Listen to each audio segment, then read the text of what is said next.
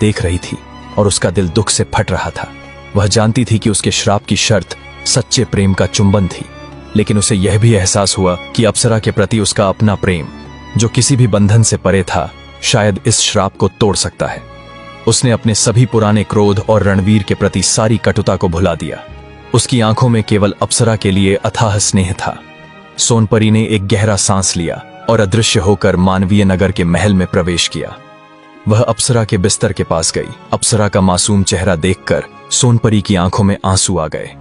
वह धीरे से झुकी। उसके होठों ने अप्सरा के माथे को छुआ और उसने एक पवित्र और निस्वार्थ चुंबन दिया। यह चुंबन न केवल एक परी का था, बल्कि एक मां के समान प्रेम का, पश्चाताप का और बिना किसी शर्त के दिए गए स्नेह का प्रतीक था।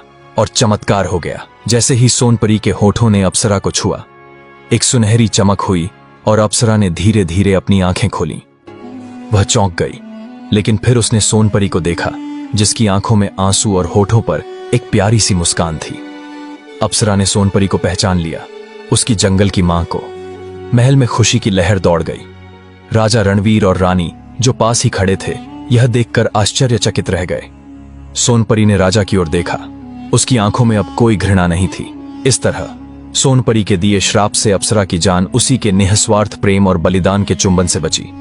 यह साबित हुआ कि सच्चा प्रेम किसी भी श्राप को तोड़ सकता है और सबसे बड़ी शक्ति नफरत में नहीं, कि क्षमा और स्नेह में होती है। राजा रणवीर, जो अपनी बेटी को पाकर बेहद खुश थे, अंदर ही अंदर सोनपरी के बढ़ते प्रभाव से चिंतित थे। उन्हें अब भी सोनपरी पर पूरी तरह भरोसा नहीं था और वह उसके जादुई नगर के साथ अपने पुराने युद्ध को भूले नहीं थे। एक दिन वे 3 परियां, जिन्हें अप्सरा की देखभाल के लिए जंगल में नियुक्त किया गया था, राजा के पास पहुंची।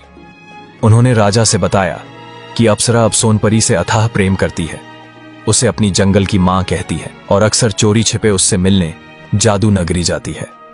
परियों ने राजा को आगाह किया कि सोनपरी की शक्तियां अभी भी बहुत विशाल हैं और अप्सरा का उसके प्रति लगाव भविष्य में राज्य के लिए खतरा बन सकता है। यह सुनकर राजा रणवीर का पुराना डर फिर से जाग उठा। उन्हें लगा कि सोनपरी उनकी बेटी के प्यार का इस्तेमाल करके उनके राज्य को नुकसान पहुंचा सकती है, या शायद अपनी बेटी के नुकसान का बदला ले सकती है। अपने राज्य और अपनी बेटी की सुरक्षा के नाम पर राजा ने एक कठोर निर्णय लिया।